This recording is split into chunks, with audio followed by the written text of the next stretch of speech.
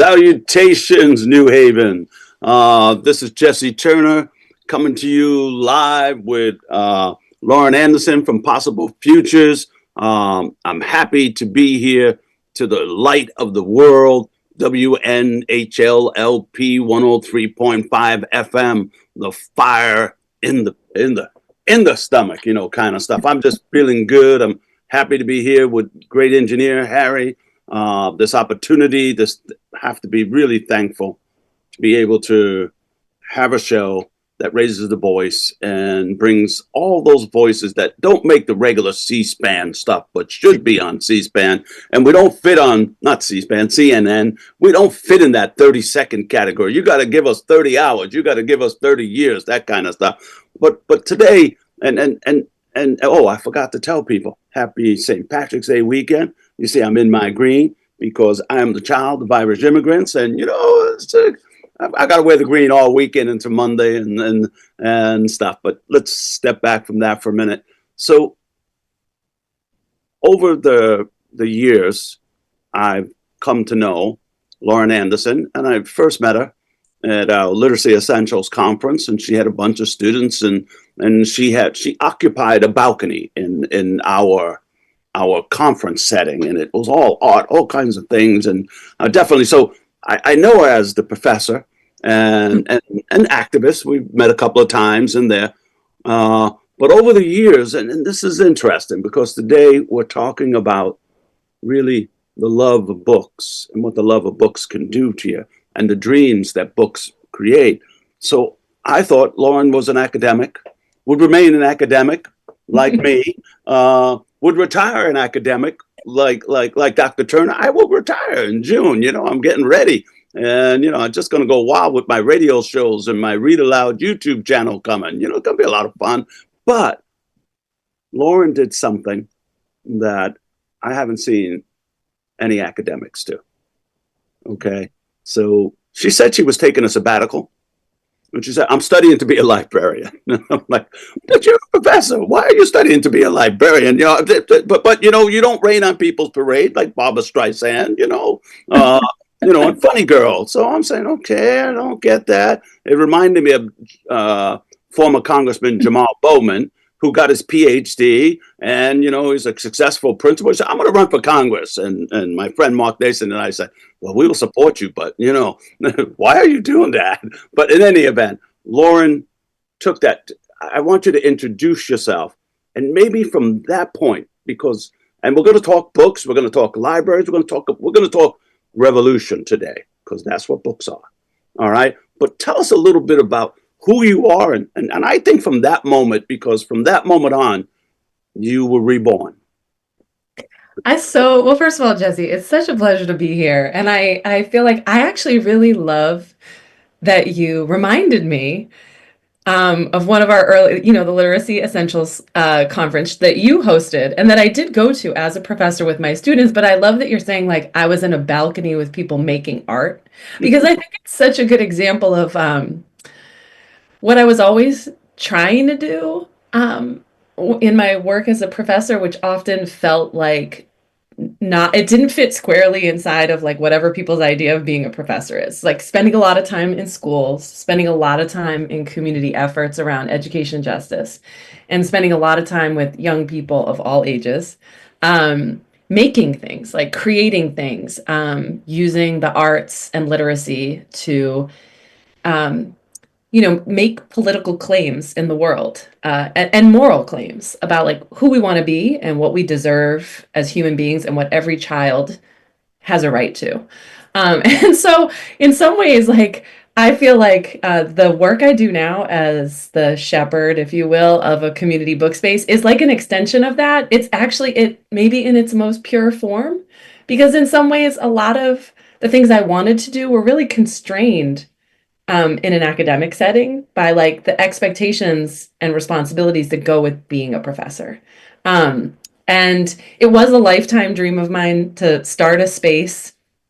I think if you had asked me when I was much younger, less gray, Maybe. what do you want to do with your life? I would have talked about like, well, like if I could if there could be a space with books in it and art in it, and like people could hang out and access those things and be together and organize and experience joy, support each other through trauma, like that would be the kind of thing I could see my soul attached to. And for a long time as a professor, I was like, I talked to a lot of friends here in New Haven and people that I worked with, educators, about the idea of creating some kind of space, and called it a book space because it seemed like it needed a name that was a little bit different than like a bookstore. Now, I love bookstores, and I think a lot of bookstores, independent bookstores, are also unintentionally in a way, but certainly with a lot of heart intention, they're book spaces in the sense that they're not really about like their primary function isn't capitalist transaction. It's not like buying and selling. Their primary function is community building. And there's a secondary function of selling things that like allow that entity to exist. And that's certainly that's why we use the word community book space. We might have invented it, but I certainly don't. I was never a big believer in academia of like the solo authored anything, because I think rarely do we come up with a good idea ever on our own. So even if nobody's ever used that word before, I don't think I created anything. It's like it's in the tradition of just spaces where people can gather that are free, where that are affirming, and that are deeply like committed to being a part of collective action for a better world. Um, and I feel super lucky that I have this like amazing community of folks here in New Haven who, when I asked them like, should I do this? What do you think? They were all like, that sounds great. I mean, I think it's going to be really hard, but you should do it, instead of a bunch of people who, I don't know, like poo-pooed. You mentioned Babs, we were chatting earlier, but like Babs is a classic example of this. Like Babs is a light, and Babs is a light that shines a light on other people, not in a way that overpowers them, but in a way that like amplifies their light. And I just feel like I got encouragement from people like that. And honestly, when the space also faltered like early on, which I think happens to a lot of things when they start out, it was people like that who were like, okay, lick your wounds, you get like a little time in the fetal position, and then we're gonna like kick your ass and we're gonna make you like do it over, make it better. And it's really the product, the space, which has books at the center, but other things going on there too. Like the space is really the product of all of those people's love and kind of vision, the collective vision that not only can a place like this exist, but it should exist, and it probably should exist in every single neighborhood. And so it might take different forms, but like this form that we have now in the form of possible futures is like it feels like it's steady and relatively stable and doing the work that it's supposed to be doing for our neighborhood and for people who feel the need, the desire to attach to it and to help create good things through connections that happen there. So I might find people knitting yeah, in yeah. the There's a fall. knitting group. Yeah, every other Find Saturday. poets reading poetry. I Yep. might find, and I'll always find kids reading books on the floor, Yeah. or adults, because that's my plan now. As the literacy center director, you're the only person I trust to say, I want some books. And Mhm. I want some books. Maybe I want some LGBT, some pride books. Maybe I want some books for Black history, women's history, all these kinds of things. You're the only person that I would say, well, I'm always pleased with whatever books that you've sent us, and Oh, they are the thanks, books that Jesse. inspire lots of things here. But I wanted to think before we do that. So, Andela Mandela was at our MLK breakfast at Central Connecticut State University in January, and he mentioned he said, read the banned books, Yeah. read the banned books, and I did say something to him, because maybe we'll talk a little bit about libraries here. I mentioned to him, I said, have you seen what's happening in South Houston? There are no more school libraries. There are Hmm. detention centers and testing centers.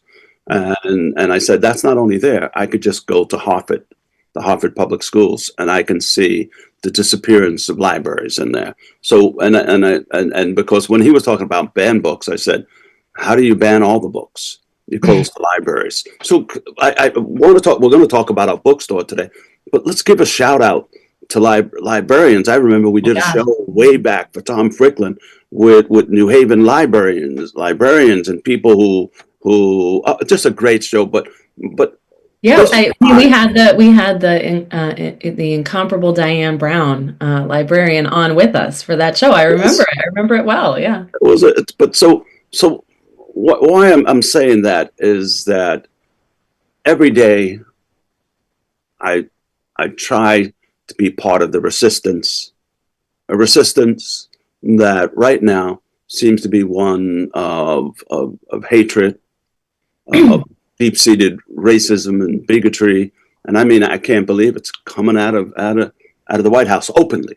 The only thing they're not doing is wearing the Ku Klux Klan robes in Mhm. my mind. But right now, and we did one of the first shows I kicked off with the Truth to Power Hour was with two incredible women in higher ed doing the work, and they were like, well, don't use the DEI word because when I and they were great and they were wonderful, and I said, no, let's just say what it is: deserving, exceptional, and included. Mm, And they loved that, and they spoke. So right now, I'm thinking about what is the threat yeah. to banning books. Like I would mention, I think if I took any of those people from the Trump administration into your bookstore, they would probably say, close it down, call the FBI, lock it up, take every book off the shelf. I don't know if you have any book. Maybe you have an ABC book, but even your ABC books are challenging. Yeah. So let's talk about the threat to ban books and closing libraries, because Dr. Stephen Krashen's work and Dr. McKellen's work talk about one of the best predictors if you want to increase reading and you want to increase reading score is to have access to books in Yeah. bookstores and libraries. So what happens if we close them down? What's the threat? Oh my gosh, this thread is huge. I mean, first, just starting with the book bans and to kind of make a connection to something that's happening currently. I think like it's really easy early on to be like, well, that's just a few books. But I mean, when they come for some books on some level, they're coming for all the books that they're coming for all the books. They're coming for access to knowledge that is anything but, quite frankly, in support of like white supremacist capitalist patriarchy. That's what they're coming for. And that's why when you look at the list of books that have been banned and challenged, it's almost like we could predict which ones on some level. Yeah. There's some stuff in there that you're just like, wow, I wouldn't have guessed that, but it shows the lengths that they'll go. And I will just say that like it's kind of like what's happening with the young person Mahmoud Khalil right now, who was like taken into custody. It's like by by the United for protesting. I mean, these are things that are like protected rights. And is this idea that like if they're coming for him now, they're coming for all of us, right? And so I think the threat is huge, and it's really easy to sort of like dismiss like book bans and challenges early on, but they're really a harbinger of things to come. It's like moving a line further and further toward fascism. So I am super concerned about the challenges and the bans, and I say challenges and bans because I think even when things aren't banned, the challenges are a strategy that the right is using to usurp public, well, one, to sow fear and division, to create public distrust of our public institutions, and then also to like usurp public resources. So every time there's a challenge, right, if librarians have to spend time dealing with that challenge in the way that they've created totally reasonable and wonderful policies, right? We could have our libraries spend their entire days just like sucked up in responding to challenges. Unfounded complaints about books. And it is like it's just a way to distract, to like to to like suck up just the resource. So librarians don't get to do their job, right? As like supporters of the public, they're like constantly responding to these assaults on the very foundation of their work. And so I just think all of it is serious and needs to be taken really seriously. And we need like an invigoration of the public and those of us who care about things like free speech and access to a wide range of voices and protection of our public institutions like public libraries and public schools, is that we really have to get activated around defending them. And that's both like going into the street and protesting when they are under attack, but it is also participating in them. So, I think about all of the parents who have left public education for private education. And I want to say to them, like, you need to get yourselves back in public education. If you believe in it and if you're going to like lament its demise, that's incompatible with you sending your children to private schools. You have to invest in the institutions proactively. That's a part of protecting them, right? So that you're actually involved. You might have genuine complaints about those systems, but if you know those systems matter and you don't want them to go away, you have to get in them. You have to go to school board meetings. You have to run for the board of ed. You have to like advocate at the school level for the things that matter, like the accurate teaching of American history, like teaching African American history and Latinx history, which was something that was like a move forward in the state of Connecticut, that was a requirement at high schools across the state. You have to get in there on the ground level and like support it and show up in the schools and ask the teachers who are doing the hard work, say like, what do you need from us? Go to the public library, talk to the librarians. How can we support you in what you're doing? And on the public library side, I think it's as simple as saying, you got to use your public library. One of the justifications for a budget line, right, is circulation. And so there are people who don't quote unquote use the library, but they respect it for the public space that it offers. They actually think it's crucially important, both on the level of like resources, but also on the other things we know libraries do, as like in New Haven, as warming and cooling centers for people who don't have safe environments to be in when it's very hot and very cold, for example. Places where people get like access to job support, passports, all these things, right? Is just like, you know, if you think that matters, you should be asking yourself, like, what are you doing to show that it matters? And so if you want like your public libraries to be able to have a wider array of books, you got to go in and you got to borrow some books, because circulation is part of what helps them justify money spent on a broader and larger collection, right? And I think sometimes it's like people love the idea of things, but they're not necessarily like getting their elbows in there, like just on the really simple ways. And something even like, yeah, like make a commitment. You love your public library in theory. You want it to survive in theory. Show up in it in practice once a week at least. And that could be getting an audiobook. It could be streaming a movie. It could be taking a book out. It could be going to a story time event, going to a public talk.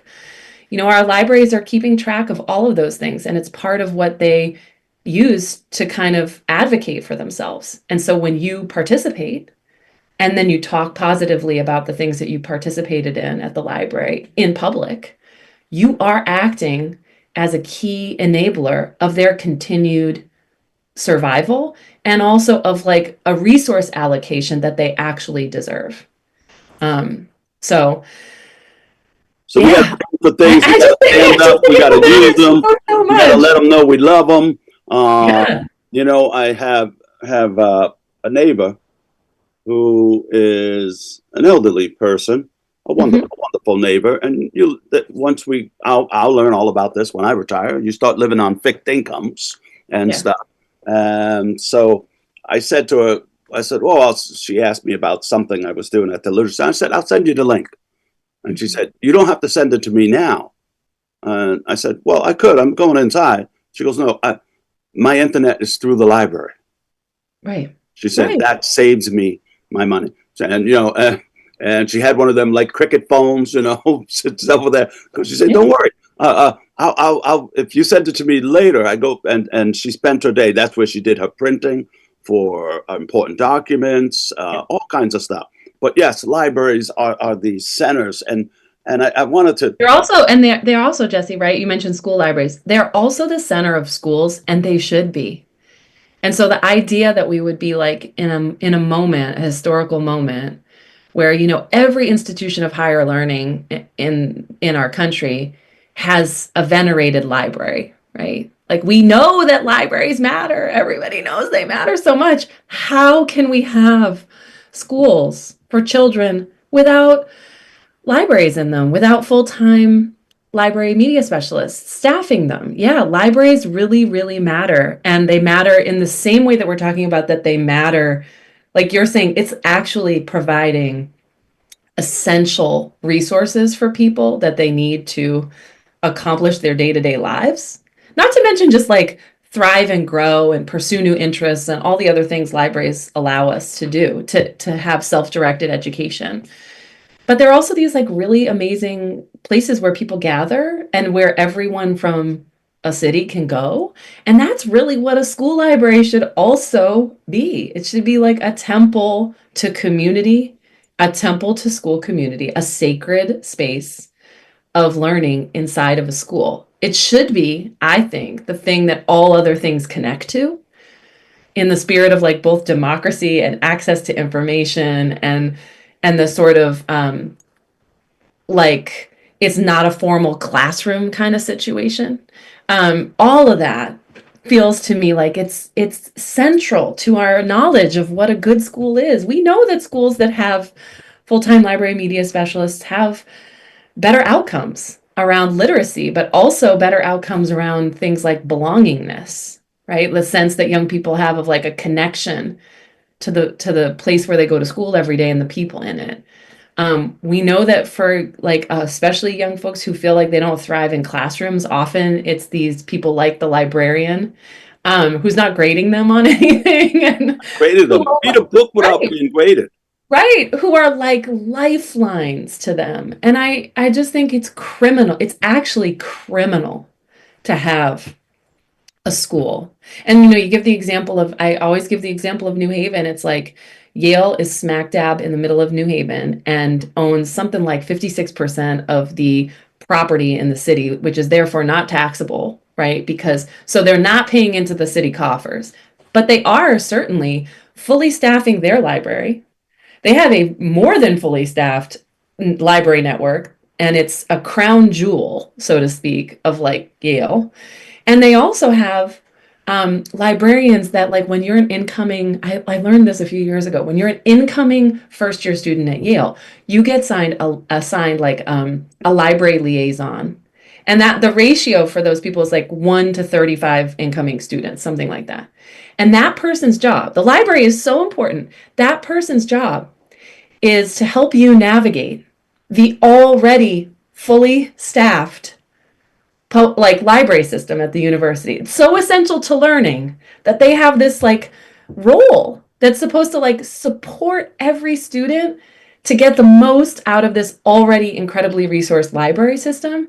Meanwhile, down the street, you have elementary schools in New Haven who've got a part-time librarian that's at one school on Monday, Wednesday, and Friday, and another school on Tuesday, Thursday, and then it switches the following week, for example. I'm just making that up. And that's utterly horrifying and hypocritical. I mean, for an institution like Yale, Light and Truth, Yale should be paying for those public school librarians, in my opinion, without question, and a number of other things. But I just think it's not as if people in positions of power don't know the value of the stuff that they're undermining.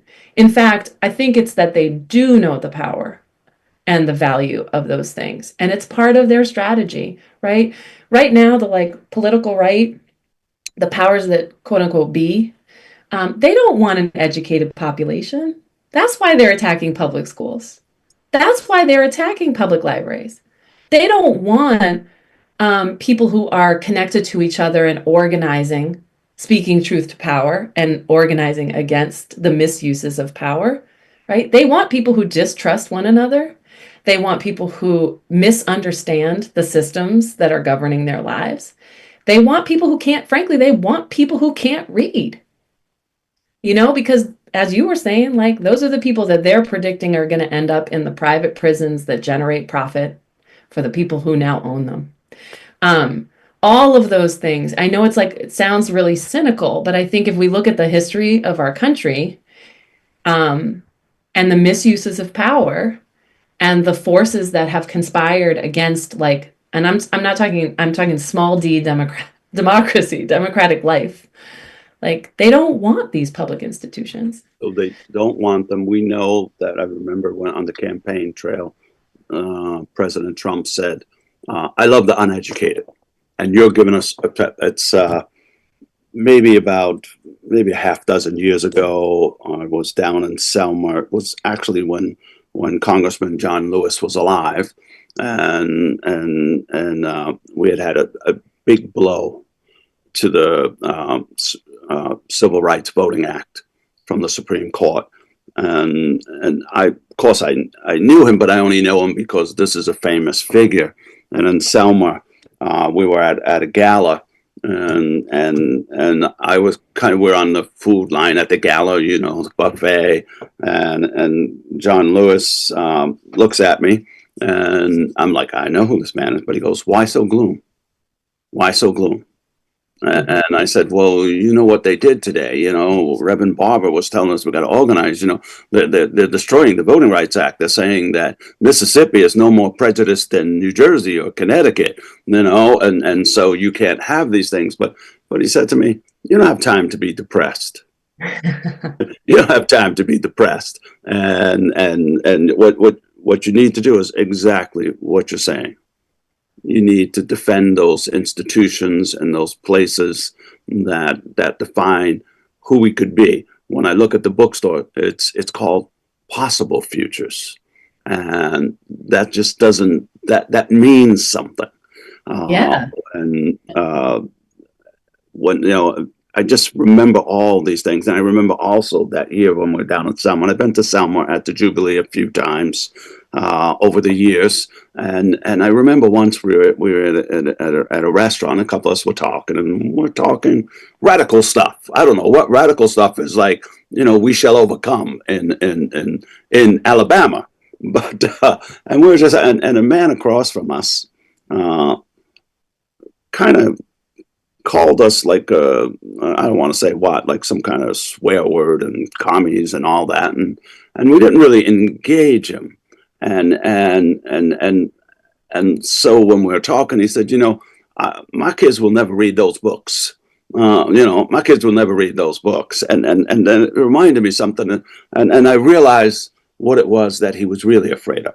So it's just like we know the Secretary of Defense has removed half the language that has anything to do with DEI. He's removed the Husky Airmen training video. The Husky Airmen, I picked up a book from your place, Hazel Ying Lee, which one of my teachers are reading today in their classroom, so I don't have it. Otherwise, I pulled that up. A World War II Asian pilot who dies testing planes, and we forget that we've had 40 women who died in World War II who became the air service pilots, who transported everyone around in America from base to base, gave medical supplies, did all that, tested the planes for those pilots. But anyway, when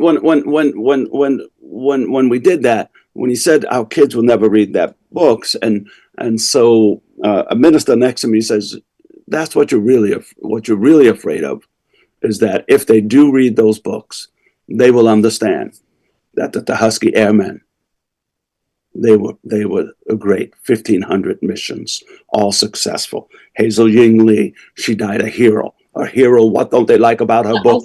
They would not bury her in the local cemetery because she was a Chinese American.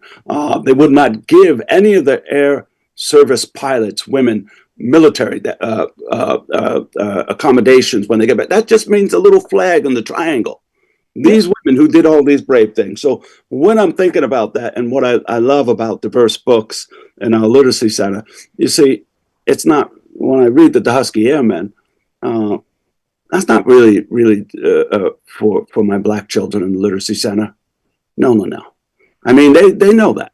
We're Well, already, yeah, it's also for everyone. I it's mean, for everyone. And that comes to, by reading diverse books, we're building a respect for everyone. So I knew, even back then, before I know what I know now, that what that man didn't want was his children reading about the Husky Airmen, reading about Oscar de la Hoya, reading about Hispanic heritage, women's history. You know, he didn't want them to read about that because his children might grow up respecting others. And so that's the, but now yeah, let's and talk I about, actually think it's yeah. not just they would grow up respecting others. It's that they would have children are really astute, right? So, you know, I just I just think about, when I was a teacher, I used to have to take extra lunches on our field trips when we would go. When I was a new teacher initially in New York City. And like when we would go on field trips out in the city, I taught like third, fourth, fifth grade. Um, I would have to bring extra lunches because the kids would give their lunches away to unhoused folks, Huh? right? And I just always, and I'm like walking them in a line and I just, and I'd be concerned that they needed to eat it like touches your heart, but they'd just like drop their lunch on the ground next to somebody who was asking for food. And they're like, no, no, no, Miss A, like, it's okay. Genesis has an extra apple in her bag. She's going to give it to me later. I'm going to eat after school. Like these are young folks in a Title I school in the Bronx, going on a field trip in New York, dropping their brown bag lunch. Like the idea that like in a country of plenty, even if there's food insecurity in that population, the idea that like you share actually. When people are hungry, you give them food. Like it's so intuitive to a young person. And so like I think the examples that you were giving, it's like you read the book about Hazel Ying Lee, and it's like kids are gonna be like, well, what do you mean they wouldn't let her be buried in the cemetery? And they're gonna start asking things like, well, does that mean that there are people who we didn't let get buried in the cemetery where grandma is? Who's not allowed to be buried there? These are logical questions. They'll start saying things like, that doesn't seem right. That doesn't seem fair. We should do something about that. Like that's the stuff that I think is terrifying to a lot of it really is so much of the banning of books for children is about protecting white supremacy and in particular, protecting people from having to answer for it and for having to like recognize the ways that they've been structurally privileged, for example, by their whiteness. They just don't want to have to account for that or reckon with that. And they know, on this level, I think there's like many of them know those are the questions they're going to ask, the same way that like young people coming up in religious context sometimes will be like, well, what do you mean? Like, like I had this experience as a young Catholic kid growing up outside of Boston. My gay godfather was like my favorite person, but like sometimes church would say things about him like he was bad. And I literally was like, Mom, I'm not going to this church anymore. Like I don't this is like what? Why am I being asked to like shake hands with people who think Frank is going to burn in hell? That's not okay with me. And I have really big questions about that. And it's like I think a lot of adults, it's not so much about like the children aren't ready for the information or it's going to corrupt their understanding of the world. It's actually that the adults don't want to and don't know how to respond to children's authentic questions that are grounded in knowledge and that are about like the moral compass of their families and communities. And it's really unsettling for young people when they start to ask parents things and parents won't answer. So books can answer those questions for us. They probably they're the best builders. Diverse books are probably the best builders of empathy that I've seen. And books are that place where we go to answer those really big questions. So, just remembering that we had my first black teacher was in high school, and we were in an urban school in Jersey City, New Jersey. Mrs. Stanfield, she used to love to play, like, it was an honors English class, and she would love to play a little bit of Bob Marley. And Mhm. so I grew up in a household. So if you're the old school Irish people, you have so many songs. You learn that those songs are teaching you history. You don't. It's not. I'm in McNamara's band, coming to the parlor or something. It's teaching you about those revolutionaries, those heroes' life in the country. And so I would play various times. And she put on the board one. I think the quote was, None but ourselves can free ourselves from mental slavery." So now in the song, I had sang that song many times because I'm a child of the 70s. Emancipate yourself from That's mental it. slavery. None but Yeah, ourselves can there free you our go. mind. Yeah. And so she writes that on the board, and I'm like, all right, yeah, that's a really good one. I've sang that one. That makes a lot of sense to me. And she says, Marcus Garvey. Hmm. You see, so a kid like me, that meant I had to go to the library at lunchtime and say, "You got any books about this guy, Marcus Garvey?" Hmm. Then you discover Marcus Garvey. Same thing with he does the UN speech by Emperor Selassie, who does that thing that Sinead O'Connor, all the singers love to do. War no more. War no more, and he begins. Until man, one race is not held superior to another. And so that's another one I have to look up. Who's that? Then I find, oh, this man made a speech. Oh, he's Ethiopian. Oh, blah, blah, and all that stuff. So books answer those questions that we have, just like, and maybe music sparks the answer. But so I can't think about the connection between. We talked a little bit. You had a poetry event last night at the Yeah. store. The Greeks said poetry is the oracle. That's the thing. And I see music as being the oracle, books Yeah. as being the oracle. So we have the Holy Trinity is not what Catholics thinks, but maybe it's music, maybe it's poetry, maybe it's books, and Yeah. that's so Art, tell us a art, little bit about art, literature. last night. You Tell had you, tell you poetry. about last night. Oh, it was Yeah, like tell us so about it because wonderful. I want to know about these local independent bookstores. Because for me, this is the heart of resistance in America right now. This is the place where people can go, feel safe, talk about anything and everything. And that doesn't mean we're not disagreeing in those stores.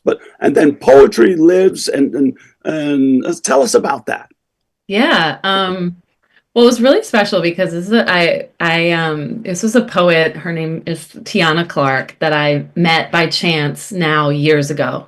At the time when I was like thinking about doing the book space stuff. And it was at an event that by I had so when I was still you're gonna giggle because when I was studying to be a librarian, I also took a job when I was still a professor on the weekend working at a bookstore that shall go unnamed. Because I thought like, okay, before you go try to do this thing, you actually have to like do the job at least a little bit and make sure it's not some like romantic notion of like can you stand all day in this kind of space and communicate with people about books and can you do the other stuff that goes with that shelving things like all of it. So I had this job and somebody walked in and asked about the poetry section. And that does not happen very often in any bookstore. I mean, poetry is not the thing that tends to fly off the shelves. It's crucial and we keep it there for all kinds of reasons, but it's not like that's the moneymaker for independent bookstores nationwide. So I always would get excited if somebody came in asking for poetry. And I brought him over to the poetry section. We got to talking, and I could kind of sense he was maybe a poet, and it turned out he was, and he said he was in town for this thing that was happening. It was like a poetry gathering, almost like a like mini conference of sorts. And he says, "You should come tomorrow. We're doing a reading. You should come tomorrow." And I just was like, he even went out to his car because the bookstore did not have his volume of poetry. And this is such a poet thing to do. He went out to his car and brought me in a copy as a gift. And I was like, only a poet would like give away their own book in a bookstore that didn't carry their own book. Like this is like the most anti-capitalist of anti-capitalist, which I do think like that's really what poetry is. It's an affront to capitalism. It's an affirmation of humanity, right? And so he gives me this book of poetry. I loved it. I opened to this poem that I absolutely thought was one of the best things I had ever read. It's called Why Bother? His name is Sean Thomas Doherty. And it was like, Why Bother? It's a very short poem. And it's like, Why bother? And it says, hold on, I can actually find it You really can quick find it. because it's so short.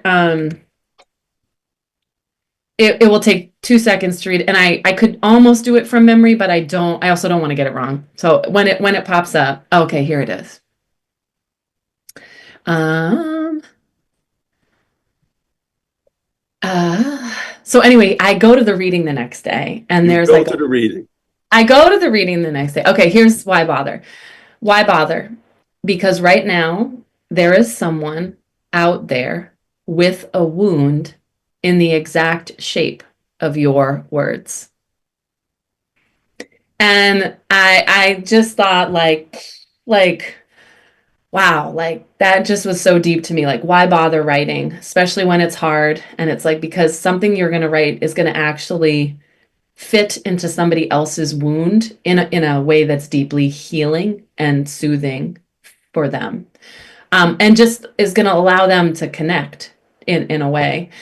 I loved it. I went to the reading the next day, and one of the poets that was there was this poet Tiana Clark, and I had read her book of poetry like a few times. I'd taken it out from the library, and she was there. Wait a minute. You mean I don't have to buy the book? I could get it free someplace? You mean I could just go? There's like a place that says, you want to read the book? It's free? I own a bookstore, and I always encourage people to go to the library. And I go to the library myself.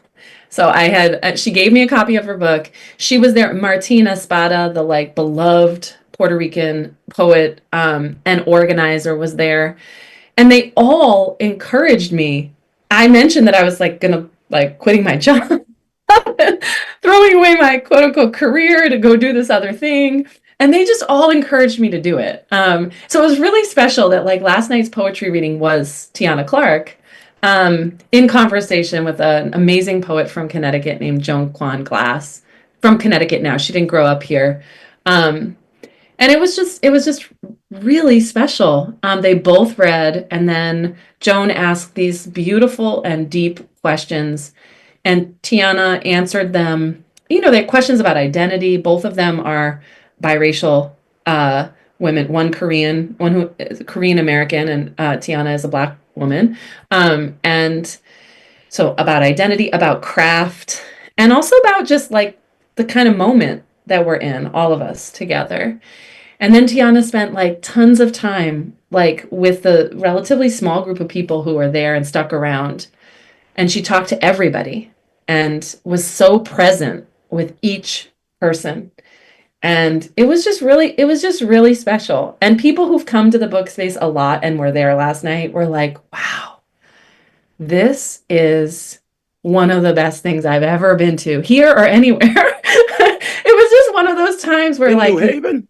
in New Haven, In it New was just Haven? really, it was just a random Thursday night, made so special by this poet, Tiana Clark, and her new collection called Scorched Earth, which is about a lot of things, about like queerness, Black joy, moving through divorce, a period of time in life where you're kind of making very consequential decisions about who you are and who you'll be for the rest of your years.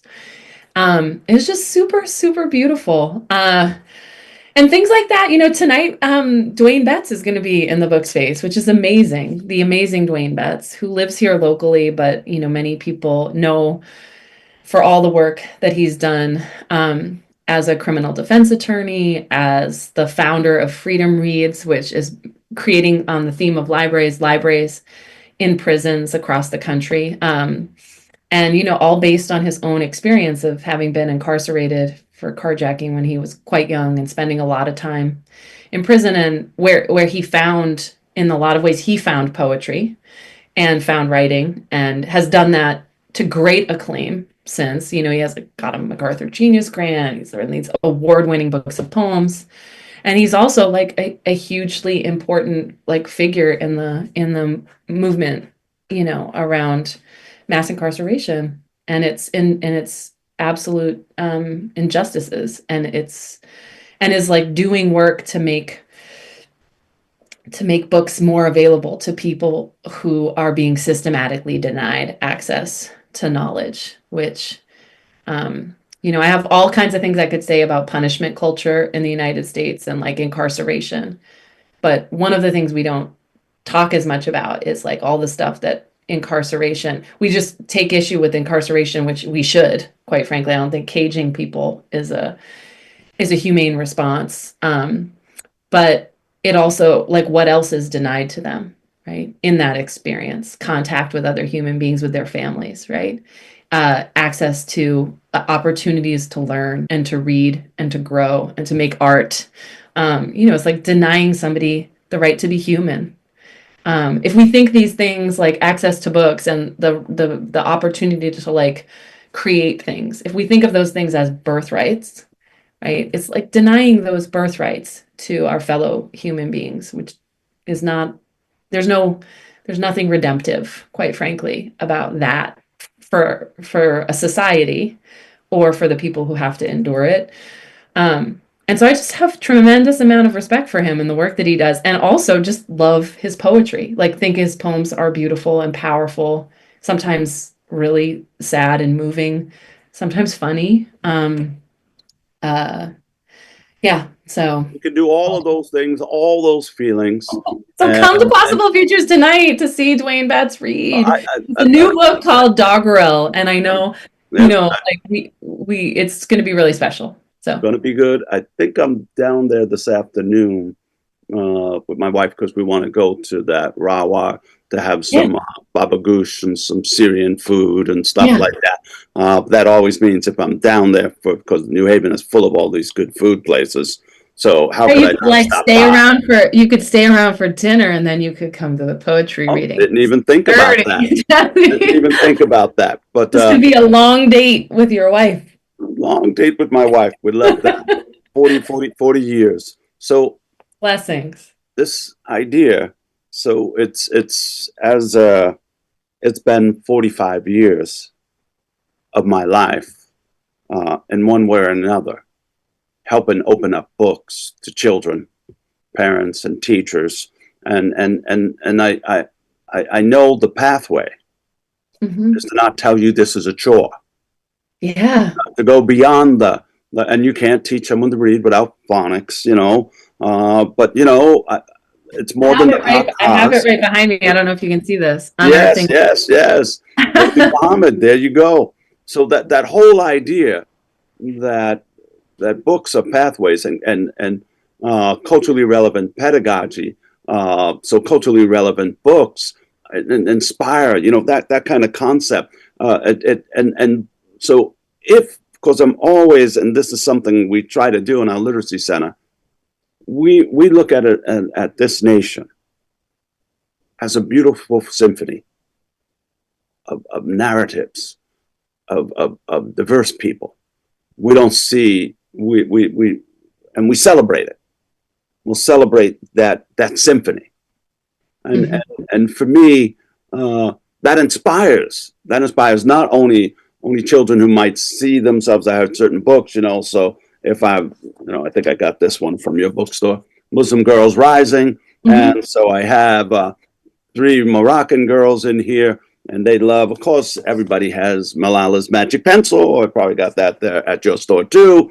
But I mean, I got Holla Dogs. I think I have too. That's but those girls can't believe that, and they're telling their mothers out in the hall, look at this book, look at this. But it's also everybody else, because this idea, this symphony of who we are. And so I've got that, and the idea that authors. So, you know, every kid in our literacy center knows Malala's the youngest Nobel Peace Prize winner Then we talk about the Nobel Peace Prize, and then we talk about how much money do you get? Where do you go? What do you do? And all that. And it just leads to a number of discoveries. But I want to get maybe, because we'll start winding down soon. We probably have another 5 minutes to go.